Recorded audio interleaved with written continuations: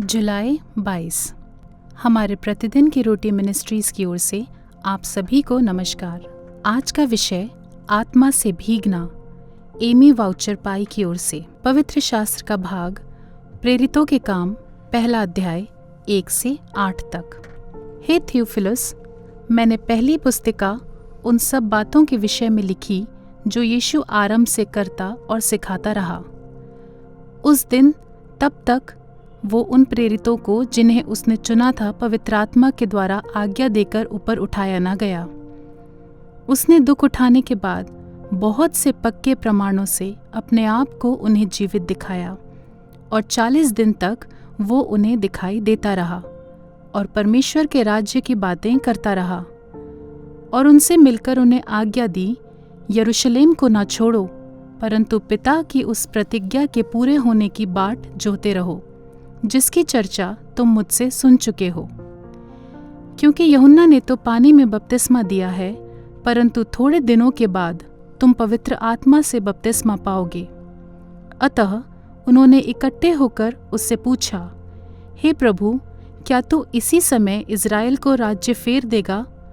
उसने उनसे कहा, उन समयों और कालों का जानना जिनको पिता ने अपने ही अधिकार में रखा है तुम्हारा काम नहीं, परंतु जब पवित्र आत्मा तुम पर आएगा तब तुम सामर्थ पाओगे और यरूशलेम और सारे यहूदिया और सामरिया में और पृथ्वी की छोर तक मेरे गवाह होगे।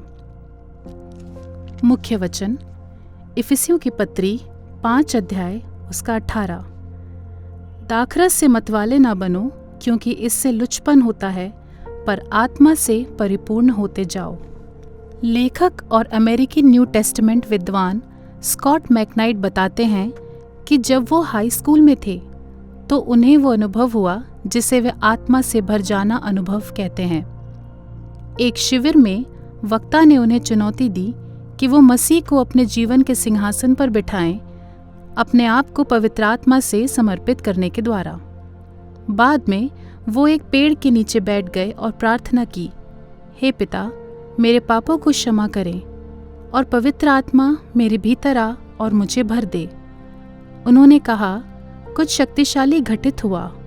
उस क्षण से मेरा जीवन बिल्कुल अलग हो गया है, सिद्ध नहीं लेकिन अलग।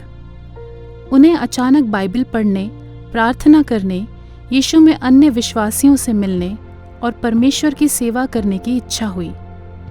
जी उठे यीशु के स्वर्ग में जाने से पहले उसने अपने मित्रों से कहा, यरूशलेम को न छोड़ो, परंतु पिता की उस प्रतिज्ञा किए हुए उपहार की बाट जोहते रहो। वे यरूशलेम में और सारे यहूदिया और सामरिया में और पृथ्वी की छोर तक उसके गवाह बनने के लिए सामर्थ प्राप्त करेंगे। परमेश्वर उन सभी में वास करने के लिए पवित्र आत्मा देता है जो यीशु पर विश्वास करते हैं। ये पहली बार पेंतेकुस्त में हुआ। आज ऐसा तब होता है जब कोई मसीह पर भरोसा करता है। परमेश्वर का आत्मा अब भी लगातार उन लोगों को भरता है जो यीशु पर विश्वास करते हैं। हम भी आत्मा की सहायता से बदले हुए चरित्र और अभिलाषाओं के फल प्रकट करते हैं। आइए हम परमेश्वर की स्तुति करें और उसका धन्यवाद करें कि वो हमें शांति देता है, कायल करता है, सहयोग करता है और हमसे प्रेम करता है। आप उस अंतर को कैसे देख सकते हैं जो पवित्र आत्मा ने आप में किया है? आप अपने अंदर और आपके द्वारा से और अधिक कार्य करने के लिए परमेश्वर की आत्मा का स्वागत कैसे कर सकते हैं? प्रेमी परमेश्वर, आपके पवित्र आत्मा के उपहार के लिए धन्यवाद। आप सहायता करें कि आज मैं आपसे और दूसरों से और अधिक प्रेम करूं। आमीन।